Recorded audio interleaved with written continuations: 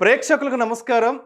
ఈ నెల సెప్టెంబర్ 24, 20 తేదీల్లో అంటే శనివారం, ఆదివారం ప్రముఖ స్టాక్ మార్కెట్ అనలిస్టు సుందరరామరెడ్డి గారు ETF, index funds, mutual funds మీద వెబినార్ కండక్ట్ చేయబోతున్నారు. దీనికి 2,500 రూపాయలు ఫీజు పే చేయవలసి ఉంటుంది. ఆసక్తి ఉన్నవారు ఈ కింద స్క్రోల్ అవుతున్న నంబర్కు కాల్ చేసి మీ రిజిస్ట్రేషన్స్ను పూర్తి చేసుకోగలరు.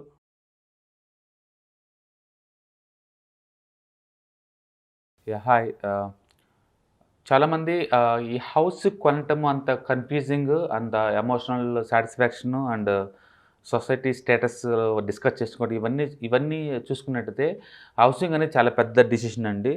హౌస్ ఓన్ చేసుకోవటం అనేది బ్యాంకుల చుట్టూ తిరగటం కావచ్చు, లోన్స్ అప్రూవల్ కావచ్చు, అది హౌసింగ్ కొన్న తర్వాత నలుగురిని పిలుచుకొని చేసుకునే ఫంక్షన్లు కావచ్చు, ఇవన్నీ కూడా ఒక మెమొరబుల్ ఈవెంట్ అనమాట లైఫ్ టైంలో. అందుకని ఇల్లు కట్టి చూడు, పెళ్లి చేసి చూడు అంటారు. దాంతో జన్మ పరిపూర్ణమవుతుందని చెప్పేసి మన సొసైటీలో ఒక సామెత అనమాట. అంతగా అటాచ్మెంట్ ఉంటుంది హౌస్లో.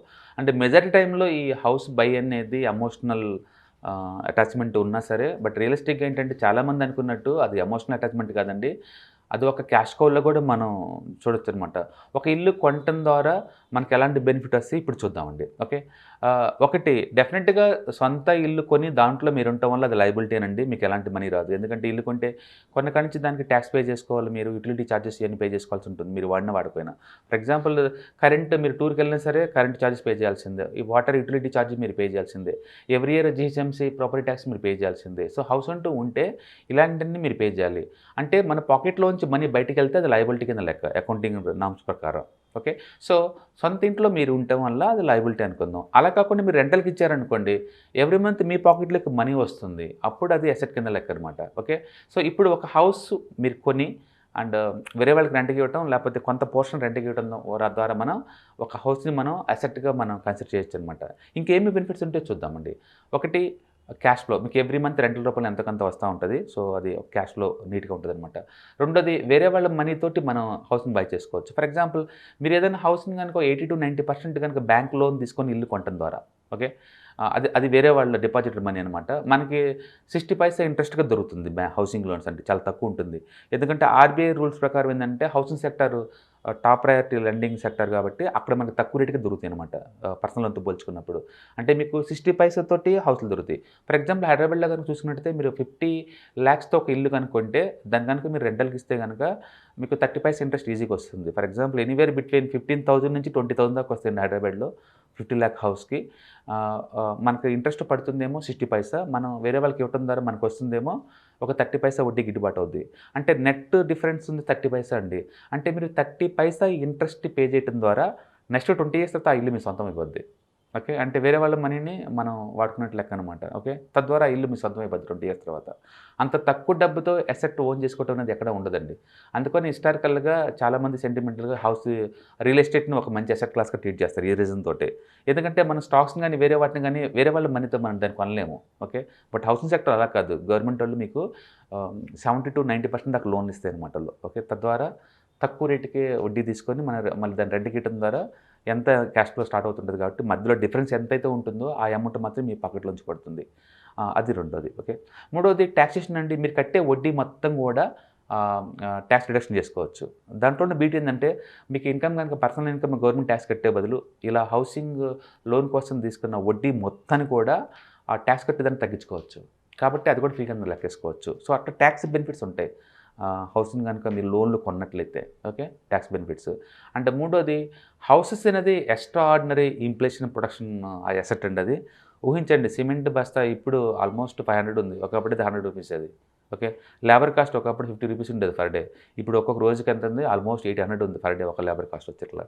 అట్లా అన్నిటికీ ఈ కమోడిటీ మీరు వాడే స్టీల్ కావచ్చు, సిమెంట్ కావచ్చు, టైల్స్ కావచ్చు, ఓకే, అండ్ వుడ్ కావచ్చు, ఓకే, మొత్తం A to Z ఈ కమోడిటీస్ అన్నీ కూడా ఓవర్ పీరియడ్ టైంలో ప్రైస్ పెరుగుతూనే ఉంటాయి అనమాట.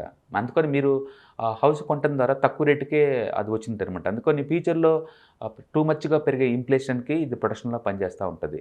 అట్లా మనం ప్రీషియస్ మెటీరియల్స్ అన్నిటిని కూడా తక్కువ రేటుకే ఓన్ చేసుకుంటూ అవుతుంది అనమాట ఇల్లు కొనటం ద్వారా. ఓకే, ఇదొకటి ఇష్యూస్. తర్వాత మార్కెట్లో ఎప్పుడు డిమాండ్ ఉంటాయండి హౌసెస్. హైదరాబాద్ సిటీలో ప్రతి కార్నర్లో ఎప్పటికీ డిమాండ్ ఉంటుంది. అంటే మీ అసెట్కి ఎప్పుడు డిమాండ్ ఉంటుంది ఆటోమేటిక్గా. ఎప్పుడు కావాలంటే అప్పుడు దాన్ని ఎన్కాష్ చేసుకునే ఛాన్స్ ఉంటుంది. అండ్ ఫిఫ్త్ వన్ వచ్చేసరికల్లా అప్రిషియేషన్ అండి. ప్రతి రియల్ ఎస్టేట్ కూడా ఇండియాలో 140 కోట్ల జనాభా, ల్యాండ్‌కి టూ మచ్ డిమాండ్ ఉంటుందండి. పర్టికులర్‌గా అర్బన్ ఏరియాస్‌లో ఫర్ ఎవర్ జరుగుతుంది. ఓపెన్ ల్యాండ్ ప్లాట్స్ అయితే నిరంతరం ల్యాండ్ అప్రిషియేషన్ జరుగుతూనే ఉంటుంది కాబట్టి ఓవర్ పీరియడ్ ఆఫ్ టైంలో మీరు ఎక్కువ రేటుకి అమ్ముకునే ఛాన్స్ ఎక్కువ ఉంటుంది. కాబట్టి హౌసింగ్ మనం ఉండటానికైతే అది లయబిలిటీ ఏమో కానీ రెంటల్ ఇవ్వటానికి బ్యాంక్ లోన్ తీసుకొని వేరే వాళ్ళకి రెంటల్కి ఇవ్వడానికి మాత్రం ఎక్సలెంట్ అసెట్ అండి. దాన్ని మీరు రొటేషన్ చేసే కెపాసిటీ కనుక్కుంటే ఈ లివరేజ్ని వాడుకొని మోర్ అసెట్స్ క్రియేట్ చేసుకోవచ్చు అనమాట. అందుకని నెక్స్ట్ టైం హౌస్ కొనేటప్పుడు మనం మాట్లాడుకున్న ఇలాంటి విషయాల గురించి కనుక మీరు 1-2 సార్లు ఆలోచించుకొని తీసుకున్నట్టయితే డెఫినెట్గా మీకు అడ్వాంటేజ్ అవుతుందన్నమాట.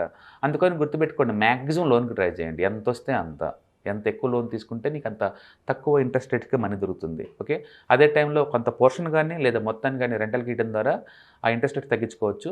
మిగతా దాన్ని కూడా మన వడ్డీని ట్యాక్స్ రిడక్షన్‌లో తగ్గించుకోవచ్చు అనమాట.